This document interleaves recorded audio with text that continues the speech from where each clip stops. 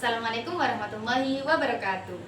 Perkenalkan, nama saya Fahrudiana Zahro, NIM 170611110001, PGSD 2017. Di sini saya akan menjelaskan tentang cara kerja media pembelajaran yang telah saya pakai pada PLP 2 2020 Fakultas Ilmu Pendidikan Universitas Trunojoyo Madura. Pada saat pembelajaran satu yang saya pakai, saya menggunakan media Cendrawasih Ajaib. Di sini menjelaskan tentang materi sumber daya alam yang dapat diperbarui dan sumber daya alam yang tidak dapat diperbarui. Pada tema 2, subtema 1, pembelajaran 1. Sedangkan untuk cara kerjanya, yang pertama, siswa akan disuruh mengambil satu lotrean di dalam Cendrawasih Ajaib. Nah, yang sebelumnya sudah dijelaskan bahwa Cendrawasih Ajaib adalah salah satu burung endemik yang ada di bumi yaitu di bumi Indonesia, yaitu di tanah Papua. Di sini nanti siswa mengambil satu lotrean yang nantinya di dalam lotrean tersebut ada gambar sumber daya alam yang dapat diperbarui atau sumber daya alam yang tidak dapat diperbarui. Yang di balik gambar tersebut tertuliskan angka daripada pengertian sumber daya alam tersebut. Seperti ini. Misalnya ini gambarnya marmer. Jika nanti siswa tidak dapat menebak ini gambar apa, maka siswa mencari tahu. Ada di nomor berapa? Misalnya nomor 19. Marmer. Nah, kemudian siswa mengidentifikasi marmer tersebut termasuk sumber daya alam yang dapat diperbarui atau sumber daya alam yang tidak dapat diperbarui berdasarkan penjelasan guru dan juga bahan ajar ataupun sumber belajar yang telah mereka baca selama pembelajaran. Jadi setelah itu tugas mereka memasukkan ke dalam kantong yang bertuliskan sumber daya alam yang dapat diperbarui atau sumber daya alam yang tidak dapat diperbarui. Jadi di sini guru bisa melihat secara langsung bagaimana siswa tersebut memahami daripada materi pada sumber daya alam yang dapat diperbarui dan sumber daya alam yang tidak dapat diperbarui.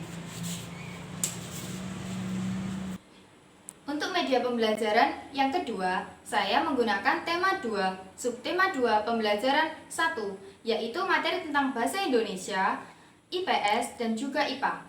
Namun, pada saat materi yang saya gunakan dengan media hanya materi IPS, dan materinya yaitu tentang manfaat sumber daya alam, yaitu tentang tanaman obat keluarga. Di sini nanti cara kerja media pembelajaran ini, yang pertama siswa akan mengambil masing-masing anak mengambil satu buah origami pesawat yang nantinya ketika dibuka ada angka yang bertuliskan sesuai dengan yang ada pada media. Jadi siswa nanti mengambil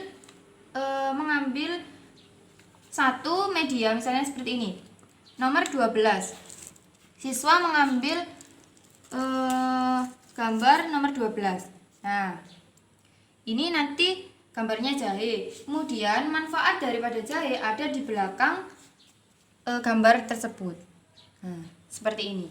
Jadi ketika siswa selesai mengambil gambar ini, siswa akan mengetahui, oh ini jahe, kemudian manfaatnya apa. Nah, seperti itu. Setelah itu guru menyuruh siswa untuk menghafalkan ataupun menuliskan manfaat daripada tanaman obat yang mereka ambil.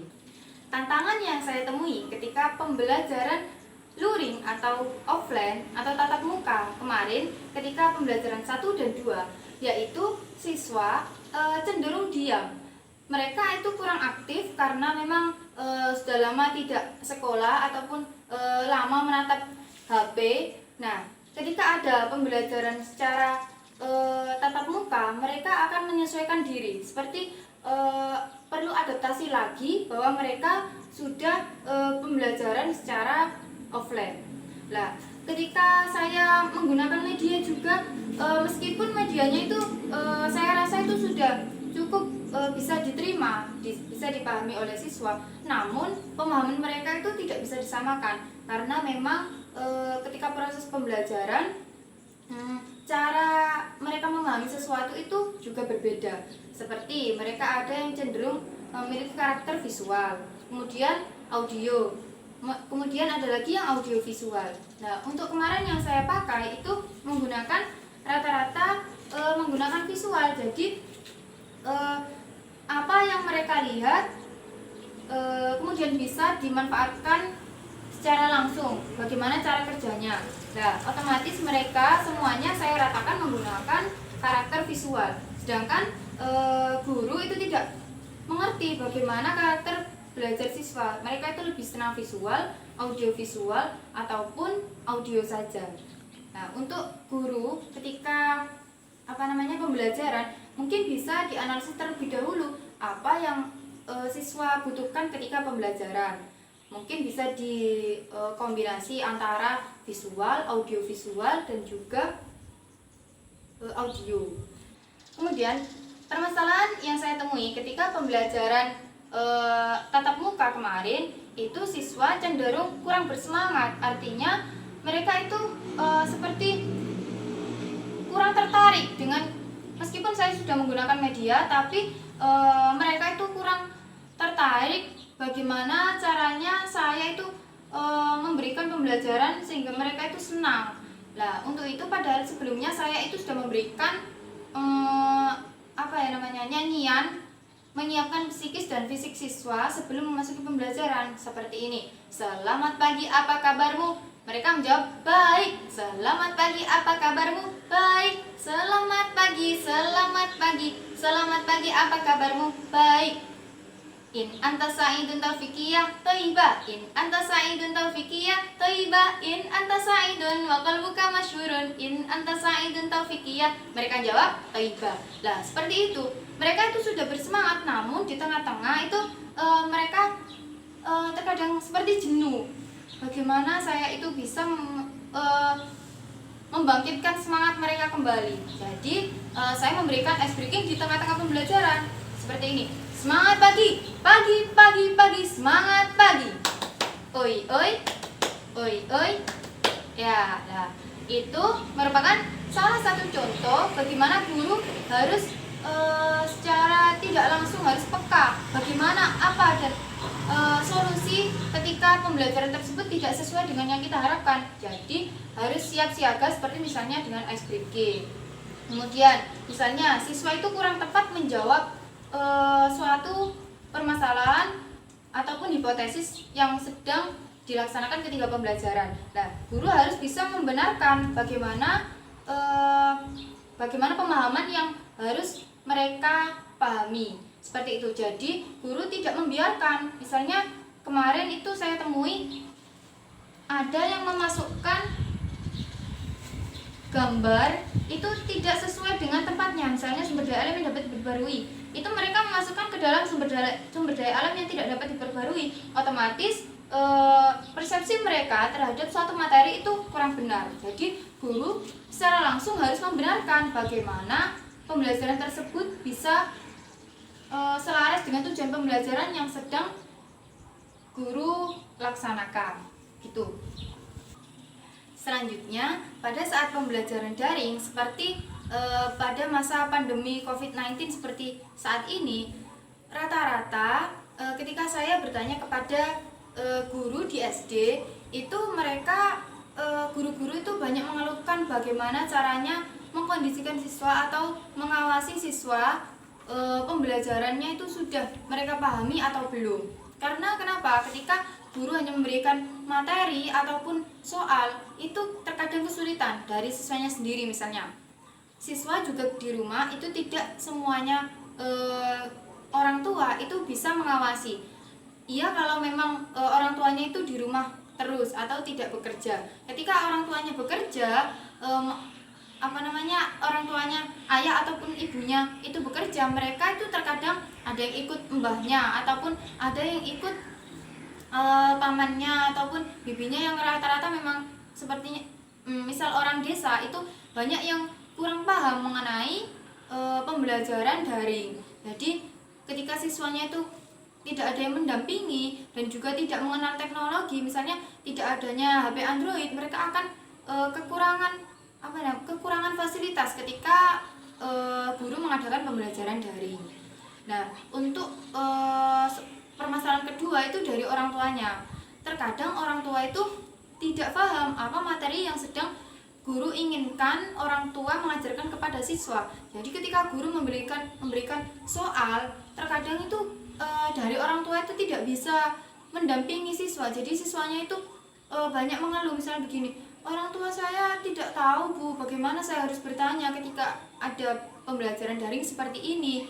Nah, jadi guru itu sangat kesulitan ketika mengadakan pembelajaran daring, bukan hanya apalagi di desa. Ketika di kota itu rata-rata sudah paham mengenai teknologi. Jadi ketika pembelajaran di kota maupun di desa itu guru harus mengerti kondisinya terlebih dahulu, apa yang memang harus guru terapkan. Jadi ketika di kota misalnya pembelajarannya itu secara daring bisa dimaksimalkan, di desa kurang maksimal, otomatis guru harus mencari solusi bagaimana caranya di desa itu tidak ketinggalan dengan pembelajaran yang diinginkan yang sesuai dengan tujuan pembelajaran, apalagi tujuan pendidikan nasional gitu. Untuk solusinya seperti misalnya guru ingin mengajarkan kepada siswa bagaimana cara agar bisa melakukan percobaan gunung meletus misalnya. Nah, otomatis guru harus memberikan mereka cara kerja, bagaimana caranya percobaan tersebut bisa disiapkan siswa di rumah. Misalnya ada soda kue dan sebagainya harus disiapkan sendiri-sendiri, kemudian buktinya bisa dikirimkan ke guru. Itu bagi siswa yang memiliki Android. Ketika tidak memiliki Android, maka bagaimana lagi ketika solusinya di masa pandemi COVID-19, otomatis guru harus bisa mengawasi bagaimanapun itu keadaannya. Bisa dengan tetangganya ataupun bisa dengan teman sekelasnya yang dekat dari rumah, itu bisa membantu mengirimkan tugas mereka kepada guru. Jadi dari semua siswa itu harus menyetorkan kepada guru. Siswa ketika tidak menyetorkan kepada guru, otomatis guru itu tidak bisa mengetahui bagaimana perkembangan dari kognitif, psikomotor ataupun kinetik siswa. Itu kinetik itu. Ya, lanjutin aku tak potong dulu. Psikis, motorik, sih? Kognitif itu harus. Jadi guru itu harus bisa mengetahui perkembangan psikomotor, afektif maupun kognitif siswa, begitu. Guru tidak boleh membedakan hanya yang memiliki Android saja yang mengirimkan tugas. Otomatis yang tidak memiliki Android, mereka tidak bisa mengirimkan tugas dan tidak bersekolah. Nah, seperti itu nanti akan terjadi tidak sinkronan, tidak adil antara siswa yang memiliki Android maupun siswa yang tidak memiliki Android. Guru harus mengetahui mana siswa yang memang tidak memiliki Android dan juga memiliki Android, begitu. Harus ada kerjasama antara orang tua, siswa maupun temannya ketika bersekolah. Jadi apalagi ketika pembelajaran daring seperti ini, ada rumahnya yang dekat, jadi harus bisa memberitahukan kepada siswa yang tidak memiliki Android seperti itu. Di sini saya memiliki rekomendasi untuk guru yang ketika mengajar pembelajaran daring yang bisa maksimal. Misalnya berada di perkotaan yang rata-rata seluruh siswa itu sudah memiliki Android. Otomatis guru itu bisa mengevaluasi atau menganalisis apa aplikasi yang sesuai dan juga efektif bagi siswa. Nah, untuk aplikasi yang efektif bisa menggunakan WhatsApp, kemudian ada Google Classroom, psikologi maupun Google Formulir. Jadi menurut saya ketika pembelajaran daring itu aplikasi ini memang sudah efektif dipakai untuk siswa, apalagi siswa SD.